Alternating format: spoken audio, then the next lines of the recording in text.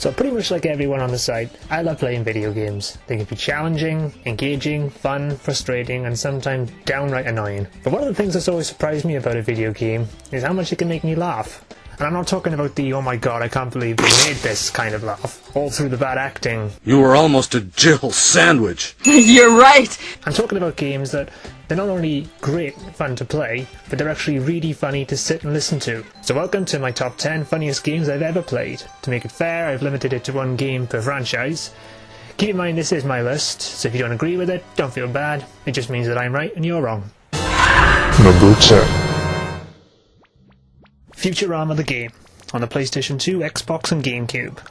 Okay, so I'll admit it, this isn't the best way to start the list, and I'm not about to sit here and say the game was an instant classic. I mean, it had a lot of faults, but even its harshest critics can't deny that the game was side-splittingly funny. Oh, what happened? You were crushed under 2 tons of debris. And you died! It was so funny! I guess you had to be there. To me, and I know I'll probably be in the minority here, the writing of the show and the game is what sets it apart from Family Guy, and that's why you won't be seeing Family Guy on this list.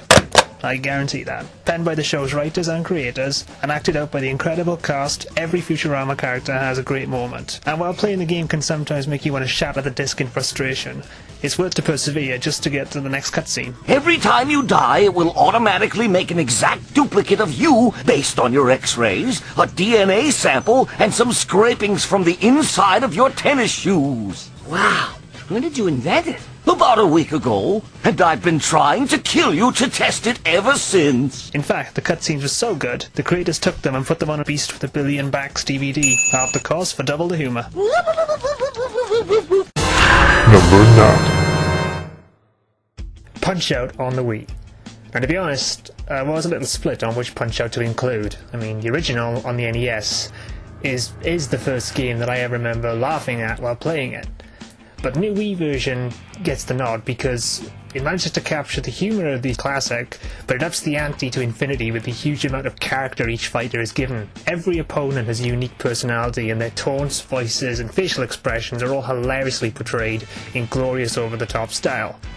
If I had to pick a favourite, it would have to be Aaron Ryan. This insane Irish madman not only comes across as if he's had one too many shots in the arm before the fight, but he cheats like a European footballer, using his head, elbows, and even another set of boxing gloves on the end of a rope to try and take you down.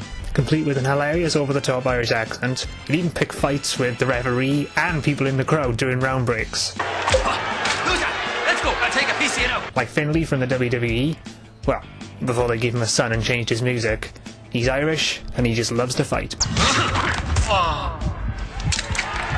TKO! Number 8. Super Mario RPG on the Super Nintendo. Living in the UK, I never had a chance to play this game when it was originally released, thanks to the geniuses at Nintendo, who decided not to give it a European release, but I'd heard a lot of good things about it. And with the release of the Wii and the Virtual Console, I finally got my chance to get my hands on it. And while the game is a blast to play through, it's also sprinkled with some great little touches of humour.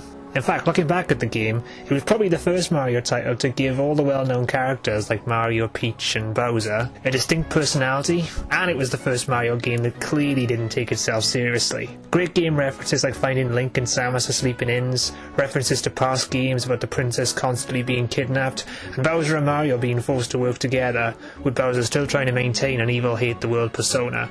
It's just great fun. And to get round the fact that Mario is a silent character, he pantomimes everything he tries to describe, and that's just hilarious in itself. While the game definitely has sequels in the form of the Paper Mario titles, they've yet to capture the brilliance, the design and the humour that this game possesses. Number 7. Bully on the PlayStation 2, Wii and Xbox 360. Now without a doubt, Rockstar are the undoubted kings of social satire, and Bully represents their shot at the schooling system. On a personal note, it's actually the only time I've ever enjoyed going to school, having hated my 5 years in comprehensive, or high school for Americans. As well as being able to get a lot of my personal demons out while playing the game, I also managed to get a hell of a lot of laughs out of it as well. While the main game itself truly has some laugh-out-loud moments, the drunken Santa Claus being a personal highlight for me. I'm, Santa Claus, right? Oh, yeah, right, Santa Claus. How could I forget? We met a few times when you crept into my bedroom when I was asleep as a kid. It's the little things that set it apart. From the interactions between you, your classmates, the teachers and the townspeople, which don't affect the overall arc of the game, it's listening to the conversations these same non-playable characters have with each other that shows how much effort actually went into the game. The vapors have got to me again! With a fantastic script and superbly acted performances from all involved, Bully manages the difficult task of getting you to laugh and to learn at the same time. Oh yeah, and sticking a jock in the trash never gets old. Number 6. Mad World. Now, I'm not a fan of violence, which may come as a surprise when you consider the games I've got coming up. But when a game comes along that's just so over the top as Mad World, when I say over the top, I mean Evil Dead times 1,000 over the top. Real life physics don't really apply anymore. Taking part in a game show called Death Watch, the object of the game is simple. Kill or be killed, but kill in the most insane and creative ways possible. The death animations are some of the most creative and funniest I've ever seen in a video game. Things get even crazier when you enter a bloodbath challenge. Introduced by the Black Baron, he explains what needs to be done, and then is promptly killed, and this happens, I think, in every level of the game. To further put the game over the top, Greg Proops is Howard Buckshot Holmes, and John DiMaggio plays former Death Watch fighter Chris Creeley, and they provide commentary over the proceedings. And if you're like me, and you're a little bit demented in the head, you'll find yourself laughing your ass off. Not so fast. And Jack wins! I think after hitting that peak at Elise, we all win. Answer's out the window with her wings clipped. Bravo, Jack! Did you see that? That was awesome! Oh yeah, Jack did a good job. With its over-the-top violence, fantastic commentary, and hilarious death animations that make Mortal Kombat look like a schoolyard brawl, Mad World will make you laugh even if you really shouldn't.